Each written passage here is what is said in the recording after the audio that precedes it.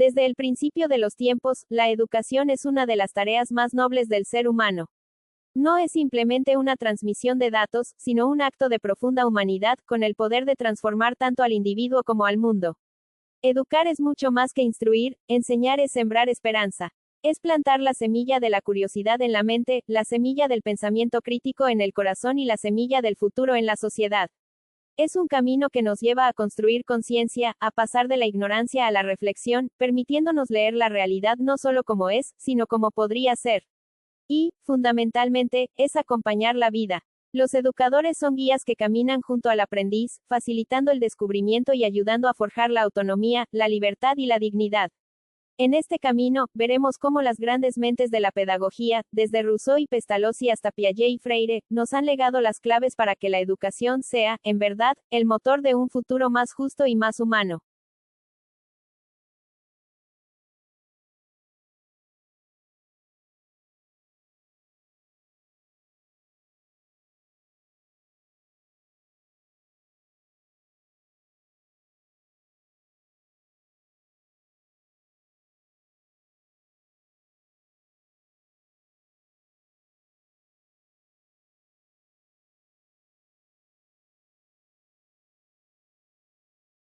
La pedagogía es la disciplina que se ocupa de la educación, pero su alcance va mucho más allá de las aulas. Es, a la vez, el arte y la ciencia de educar con propósito humano. Es una ciencia porque se fundamenta en el estudio riguroso del desarrollo humano, del aprendizaje y de las metodologías eficaces, tal como nos lo demostraron teóricos como Piaget o Freire. Analiza cómo pensamos, cómo crecemos y cómo las estructuras sociales influyen en nuestro desarrollo cognitivo y emocional. Pero la pedagogía es también un arte porque requiere de sensibilidad, creatividad e intuición. El pedagogo, como el artista, debe conocer profundamente su materia, el ser humano, y moldear su práctica educativa con amor, respeto y adaptabilidad, tal como lo hicieron Pestalozzi y Montessori. Su objetivo principal no es solo transmitir conocimientos, no es llenar cabezas con datos, sino formar personas libres, críticas y felices. Una educación con propósito humano busca dos metas interconectadas. La autonomía personal, la meta es formar individuos capaces de tomar decisiones informadas, de ser dueños de sí mismos y de autogobernarse, como defendía a S. Neil.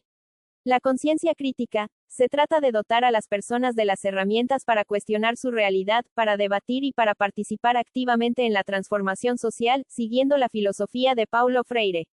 En esencia, la pedagogía es la hoja de ruta para construir un futuro mejor. Es la disciplina que asegura que el conocimiento siempre esté al servicio de la dignidad y la realización plena del ser humano.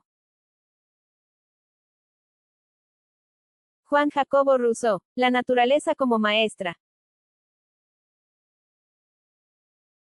Jean-Jacques Rousseau fue un influyente filósofo, escritor y pedagogo, nacido en Ginebra, Suiza, en 1712, en pleno siglo de las luces. Su vida estuvo marcada por la adversidad desde el principio, ya que quedó huérfano de madre poco después de nacer y fue criado por su padre, un modesto relojero. Sin apenas recibir una educación formal apropiada, Rousseau se hizo autodidacta. Su juventud fue inestable, huyendo de su ciudad natal a los 16 años y buscando fortuna en Francia. Durante su etapa adulta, se ganó la vida realizando trabajos sencillos como copista de música. Mantuvo una larga relación con Thérèse Levasseur, una sirvienta inculta, con quien tuvo 5 hijos que, irónicamente, entregó a un hospicio al nacer.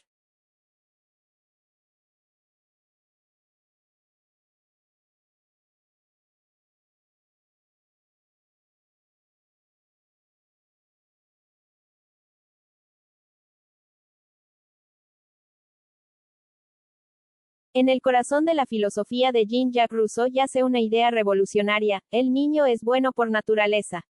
Rousseau, el padre de la pedagogía moderna, desafió la visión tradicional que veía al niño como un adulto en miniatura o un ser que necesitaba ser moldeado severamente.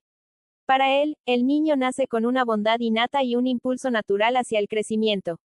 Basado en esta fe profunda en el ser humano, Rousseau creía que la educación debía ser una guía, no una imposición. El verdadero aprendizaje debe seguir el ritmo natural del desarrollo infantil, etapa por etapa.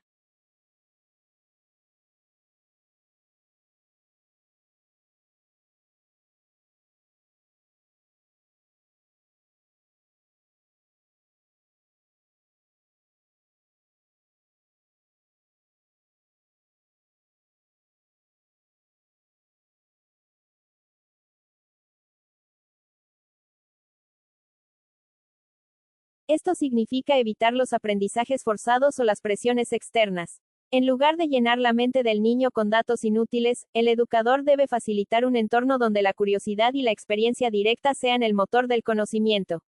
En esencia, la educación no consiste en domesticar, sino en preservar la bondad original del niño, permitiéndole crecer libremente. Es un acto de respeto profundo, un acompañamiento amoroso que confía en que cada niño, a su propio tiempo, se convertirá en un ser humano completo y libre.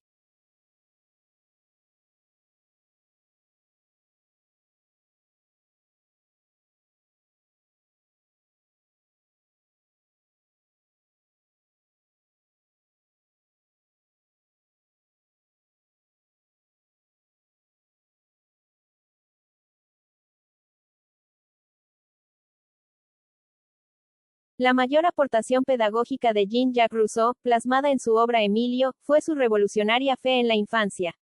Rousseau afirmó que el niño es bueno por naturaleza, y que el problema no es el niño, sino la sociedad corruptora. Su propuesta central es la educación natural, un método que no consiste en enseñar, sino en proteger al niño de las influencias dañinas y los aprendizajes forzados.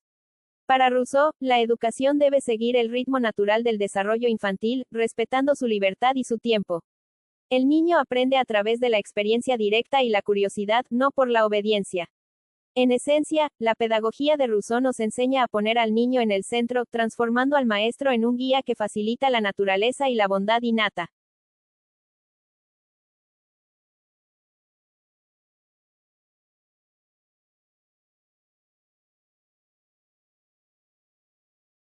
Enrique Pestalozzi. Cabeza, corazón y manos.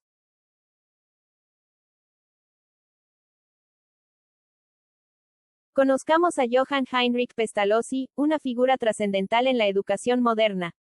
Nacido en Zúrich, Suiza, el 12 de enero de 1746, Pestalozzi dedicó su vida a la infancia y a la reforma pedagógica. Estuvo casado con Anna Schuldes, quien fue una aliada fundamental en sus proyectos sociales. Juntos, crearon una filosofía educativa centrada en el amor y la observación. Pestalozzi creía que la educación debía ser un desarrollo integral del ser humano, abarcando las tres H, la cabeza, mente, la mano, habilidades, y el corazón, moral. Este gran reformador suizo falleció el 17 de febrero de 1827, dejando un legado que transformó el concepto de escuela, haciendo de él el apóstol de la infancia. Más allá de sus fechas de vida, el verdadero impacto de Johann Heinrich Pestalozzi reside en la visión revolucionaria que tuvo sobre la enseñanza. Él fue el arquitecto de una pedagogía centrada en el niño, desafiando la tradición de la época, basada en la memorización y la disciplina rígida. Para Pestalozzi, el objetivo del aprendizaje trascendía lo puramente académico. Su filosofía se resume en su célebre y profunda frase: educar no es dar carrera para vivir, sino templar el alma para las dificultades de la vida. Esta idea subraya que el propósito fundamental de la escuela es formar individuos moralmente fuertes y resilientes, capaces de enfrentar el mundo con carácter y autonomía, y no simplemente prepararles para un oficio. La educación era, para él, la herramienta para la emancipación y la dignificación del ser humano. Su método educativo exigía, por necesidad, un enfoque integral. Pestalozzi sostenía que la formación de la persona no podía limitarse a la simple adquisición de conocimientos abstractos. Era absolutamente esencial abarcar también los valores, el afecto y la práctica diaria, es decir, el desarrollo humano debía ser completo, donde lo moral y lo intelectual avanzaban de la mano. El pilar de su didáctica fue la intuición sensible, un concepto que él denominó Anschauung. Pestalozzi insistía en que el niño debe aprender a través de la experiencia directa, observando, tocando y sintiendo los objetos reales antes de manipular los conceptos abstractos. Sus grandes experimentos pedagógicos, como el famoso Instituto de Yverdon, sirvieron como laboratorio para demostrar que la enseñanza debía ser un proceso natural y guiado por la psicología infantil, donde el vínculo afectivo y la relación de confianza con el maestro eran tan cruciales como los libros de texto. En esencia, Pestalozzi buscó un método que surgiera desde la naturaleza misma del niño, permitiéndole crecer y florecer sin imposiciones artificiales. Su influencia redefinió el rol del maestro, transformando la escuela de un lugar de castigo a un entorno de amor y desarrollo, marcando así un antes y un después en la historia pedagógica mundial.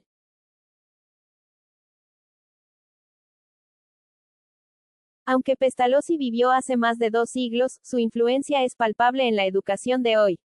¿Cómo? La educación moderna se enfoca en el desarrollo integral, justo como él propuso, más allá de las notas, buscamos formar personas completas.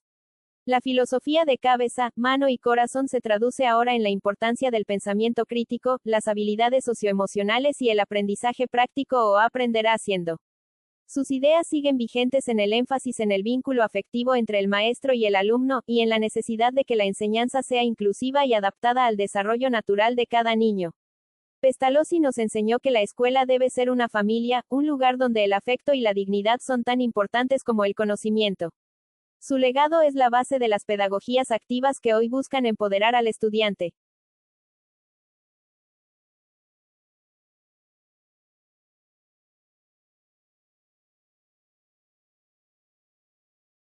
María Montessori.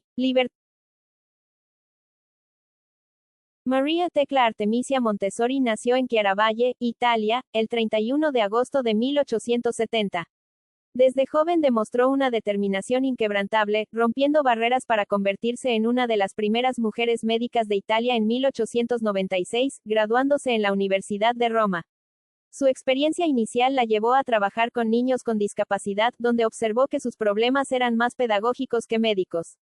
Este descubrimiento la impulsó a dejar la medicina para dedicarse por completo a la educación. Tuvo un hijo, Mario Montessori, quien se convirtió en su principal colaborador y continuador de su legado a nivel mundial. María Montessori fue una pedagoga, filósofa y feminista que falleció el 6 de mayo de 1952 en Noordwijk, Holanda, dejando una metodología que transformó la manera de ver y educar a la infancia. La revolución pedagógica de María Montessori no se basó en libros de texto, sino en una profunda y respetuosa observación del niño. Su método, desarrollado a principios del siglo XX, se fundamenta en la capacidad innata de cada pequeño para aprender por sí mismo. Este principio se resume en la famosa súplica implícita del niño hacia el adulto que ella inmortalizó: ayúdame a hacerlo por mí mismo. Esta frase es la piedra angular del método, pues invierte radicalmente el rol tradicional del educador. Montessori demostró que la educación debe fomentar la autonomía y el descubrimiento personal. El niño aprende de forma significativa cuando es el protagonista activo de su propio proceso. Es decir, el conocimiento no se impone, sino que emerge. Esto implica un cambio total en el aula. El niño aprende cuando explora, toca, se equivoca y vuelve a intentar. El movimiento y el uso de los sentidos se convierten en herramientas intelectuales. Por eso, el ambiente Montessori está cuidadosamente diseñado con materiales autocorrectivos, que permiten al niño identificar y enmendar sus propios errores sin necesidad de la intervención constante del adulto. En este entorno, el maestro es un guía, no una autoridad rígida. Su función principal es la de ser un observador científico, que prepara el ambiente, presenta los materiales de forma individualizada y permite que el desarrollo del niño se desenvuelva a su propio ritmo. El maestro actúa como un director de orquesta silencioso, que facilita la concentración, en lugar de interrumpirla con lecciones frontales. Montessori nos legó los conceptos del período sensible y la mente absorbente, destacando que existen etapas de la infancia donde los niños tienen una capacidad increíblemente profunda para asimilar información de su entorno, casi sin esfuerzo consciente. En última instancia, el método Montessori es una filosofía de vida que prepara al niño para la independencia y la libertad, entendida esta última como la capacidad de elegir responsablemente.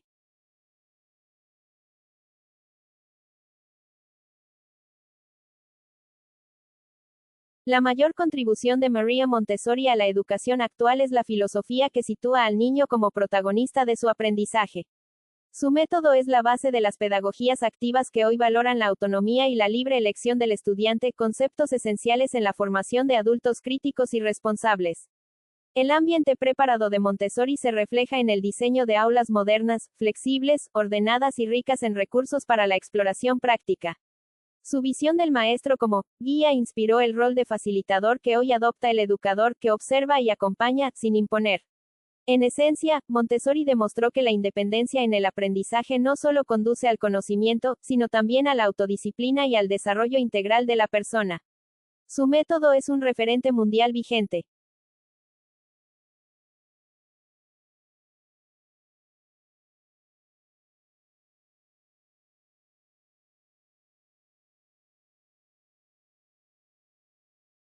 Jean Piaget. Construcción del conocimiento.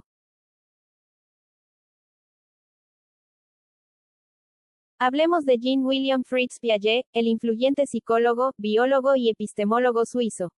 Nació en Neuchâtel, Suiza, el 9 de agosto de 1896. Desde muy joven mostró un interés precoz por la biología, llegando a publicar trabajos sobre moluscos en su adolescencia. Piaget se doctoró en biología, pero su fascinación por el origen del conocimiento lo llevó a la psicología y a fundar la epistemología genética. Se casó con Valentine Châtenay, y sus 3 hijos fueron objeto de sus famosas observaciones, que sirvieron de base para su teoría del desarrollo cognitivo. Este gigante del pensamiento, que revolucionó la forma en que entendemos la mente infantil, falleció en Ginebra el 16 de septiembre de 1980.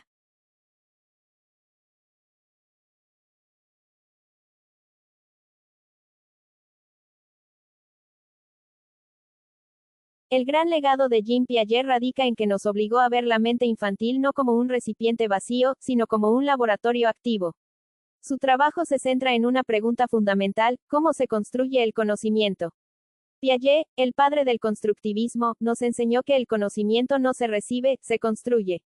El niño no es un simple receptor de información, por el contrario, interactúa activamente con su entorno, experimenta y, al hacerlo, edifica sus propias estructuras de pensamiento. Este proceso de construcción activa es lo que él llamó desarrollo cognitivo. Este principio tiene implicaciones profundas para la educación.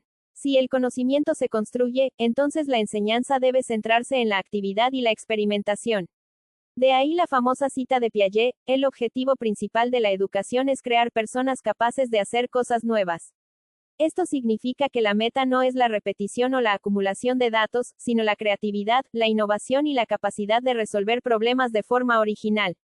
Piaget detalló que este proceso de construcción no es lineal, sino que ocurre en etapas, afirmando que cada niño organiza la realidad según su nivel de desarrollo. Este es el núcleo de su teoría de las 4 etapas, que va desde lo sensorial en la infancia temprana hasta el pensamiento abstracto en la adolescencia. Comprender estas etapas es vital para el educador, ya que nos obliga a presentar el conocimiento de forma adecuada a la madurez mental del niño. Un concepto no puede ser enseñado de manera efectiva si la estructura cognitiva para asimilarlo aún no se ha desarrollado.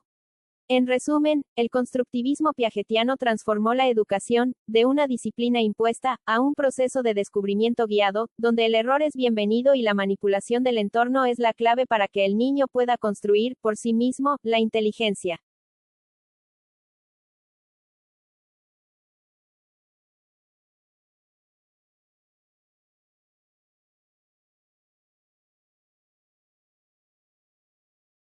La enseñanza de hoy es esencialmente piagetiana. Su mayor aporte es habernos obligado a enseñar a pensar, no a memorizar. Piaget demostró que el aprendizaje auténtico ocurre cuando el niño es activo. Por eso, las metodologías modernas deben promover la exploración, la pregunta y la reflexión constante. La pedagogía actual ha adoptado el constructivismo, entendiendo que el conocimiento se construye activamente, en lugar de ser absorbido pasivamente. Esto se traduce en aulas donde los proyectos, los experimentos y el debate son prioritarios. El legado de Piaget es una educación que busca la mente crítica, aquella capaz de hacer cosas nuevas, no solo de repetir las viejas.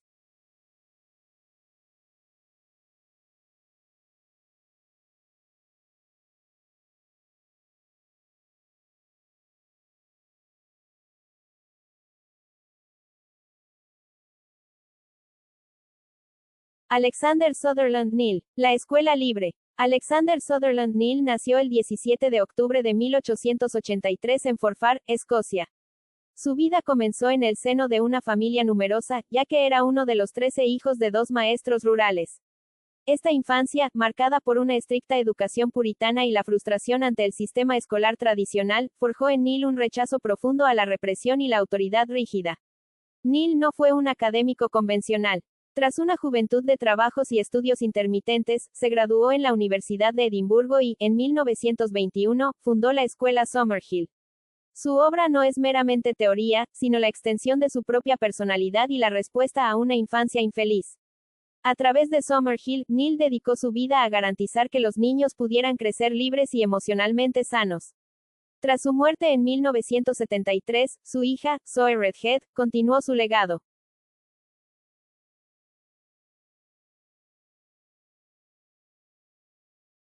El pedagogo escocés Alexander Sutherland Neill fundó en 1921 una escuela que se convertiría en el mayor experimento de educación en libertad del siglo XX, Summerhill. Su filosofía se construyó sobre una confianza radical en la bondad innata del niño. Neill desafió la creencia de que la imposición y la disciplina rígida son necesarias para el aprendizaje. Para él, el objetivo principal de la educación era forjar personas felices, equilibradas y libres de miedo. Este ideal de libertad no significaba, sin embargo, anarquía. Neill lo definió con claridad: la libertad no significa hacer lo que uno quiera, sino ser dueño de uno mismo. La clave es la autonomía y la responsabilidad personal. ¿Cómo se logra esta autodisciplina? A través de la democracia. En Summerhill, las reglas se decidían entre todos. La asamblea escolar era el órgano soberano, donde cada persona, niño o adulto, tenía un voto, garantizando una igualdad real. Allí se creaban, modificaban y aplicaban las leyes de la comunidad. Esto no solo enseñaba civismo y debate, sino que aseguraba que los niños obedecieran las reglas que ellos mismos habían ayudado a crear. El segundo pilar de Summerhill era la libertad académica. La asistencia a clases era totalmente voluntaria. Neill creía que si un niño estaba libre para elegir, eventualmente encontraría su propio camino hacia el aprendizaje, impulsado por el interés genuino, no por la coerción. Un niño que dedicaba años a jugar, según Neill, simplemente estaba recuperando la infancia que le había sido negada. En esencia, Summerhill es una comunidad educativa basada en el respeto, la confianza y la democracia. Rompe con el autoritarismo y pone el desarrollo emocional por encima del rendimiento académico. El legado de Neill sigue vivo, inspirando a generaciones a educar para la vida, no solo para los exámenes.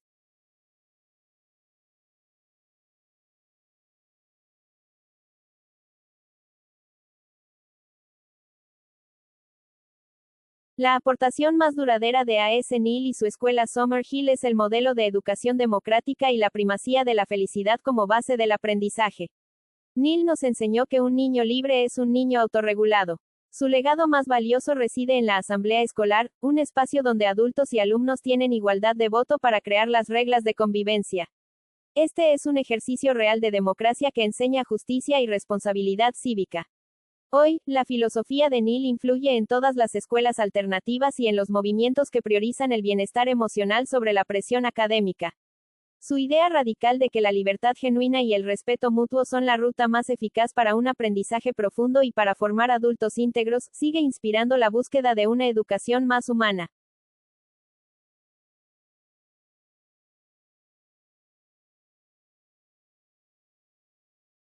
Paulo Freire. La educación liberadora.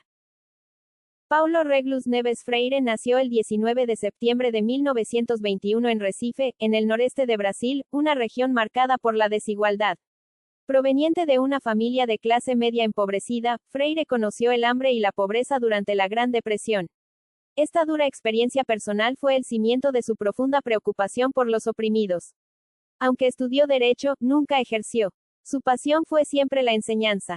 En 1944 se casó con Elsa María Costa de Oliveira, una maestra de primaria, que fue una gran colaboradora y lo alentó en su enfoque pedagógico. Freire fue un educador de compromiso, su vida fue un acto político y pedagógico.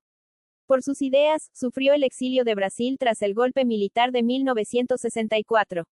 Murió en Sao Paulo en 1997, dejando un legado como el patrono de la educación brasileña y referente mundial de la pedagogía crítica.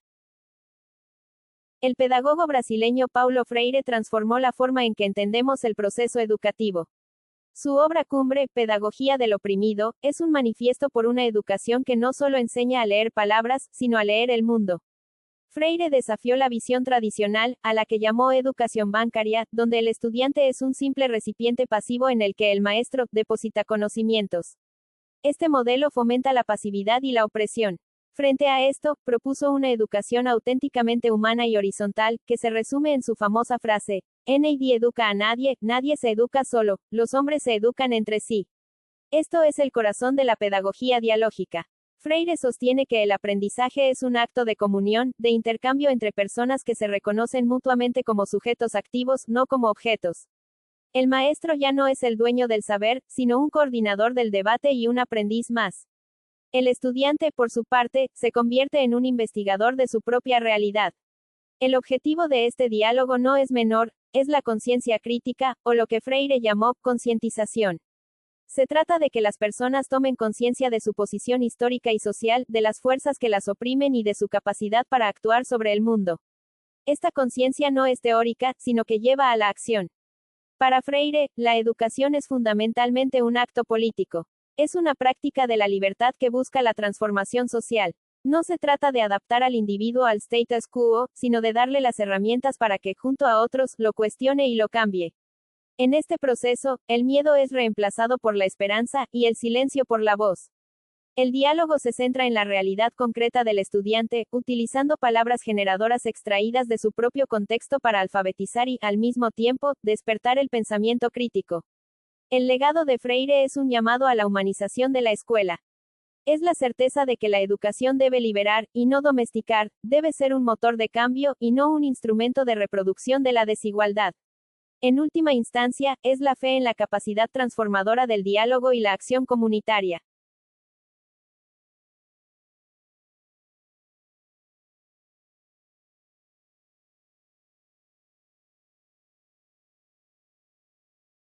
La visión de Paulo Freire sigue siendo el faro de la educación progresista. Su legado actual se centra en una educación dialógica, participativa y humanizadora. Freire nos recuerda que enseñar es un acto de amor y esperanza, un proceso donde el respeto y la horizontalidad son la base. Su método desmanteló la educación bancaria e impulsó el aprendizaje como una construcción conjunta. Hoy, la pedagogía crítica de Freire nos inspira a formar estudiantes que no solo repitan datos, sino que desarrollen la conciencia para leer, cuestionar y, finalmente, transformar su realidad.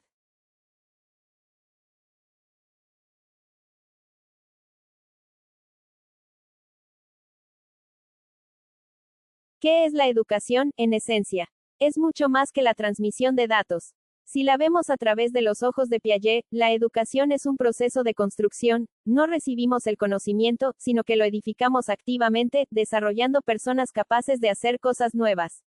Si la miramos con A.S. Neill, la historia de la educación es la historia de la fe en el potencial humano. A ser dueños de nosotros mismos a través de la democracia, hoy el respeto y la búsqueda de la felicidad. Jean-Jacques Rousseau, y con Paulo Freire, es un acto de conciencia y de amor. Con la naturaleza. Nos enseña que la verdadera educación es biológica, transformadora, y que tiene el poder de liberar a las personas para que puedan transformar su mundo. Su aportación es la educación negativa, no es el llenado de la naturaleza, sino el encendido de la llama del desarrollo y ver al niño como un ser completo en el presente y el corazón como un adulto formando individuos plenamente humanos, preparados para ser agentes de cambio en la sociedad. Pestalozzi tradujo la filosofía de Rousseau a la práctica, enfatizando el amor y la familia como cuna del aprendizaje. Su método es la intuición y la experiencia. Creía que el desarrollo armonioso se da a través de la cabeza, la mano y el corazón, buscando que la educación no solo sea intelectual, sino también moral y práctica. María Montessori, la mente absorbente. Montessori nos dio el ambiente preparado. Demostró que el niño posee una mente absorbente y periodos sensibles para el aprendizaje. Su método no directivo permite que el niño se desarrolle a su propio ritmo a través de materiales científicos, haciendo del maestro un guía silencioso que observa y facilita la autoeducación. Jean Piaget, el constructor del saber. Piaget revolucionó la psicología al instaurar el constructivismo. Nos enseñó que el conocimiento no se recibe, se construye activamente. El niño es un pequeño científico que organiza su realidad según sus etapas de desarrollo. Su objetivo en la educación es crear personas capaces de hacer cosas nuevas, promoviendo la experimentación y la invención por encima de la memorización. Alexander S. Neill, libertad y felicidad. Neill puso la libertad y la felicidad en el centro. Su escuela, Summerhill, se convirtió en el paradigma de la pedagogía antiautoritaria. Neill afirmó que la libertad no significa hacer lo que uno quiera, sino ser dueño de uno mismo. Su gran legado es la educación democrática, donde los niños aprenden a convivir y a gobernarse mediante el respeto y la participación igualitaria. Paulo Freire, diálogo y liberación. Freire nos dio la herramienta de la conciencia crítica. Con su pedagogía dialógica, nos mostró que nadie educa a nadie, nadie se educa solo, los hombres se educan entre sí.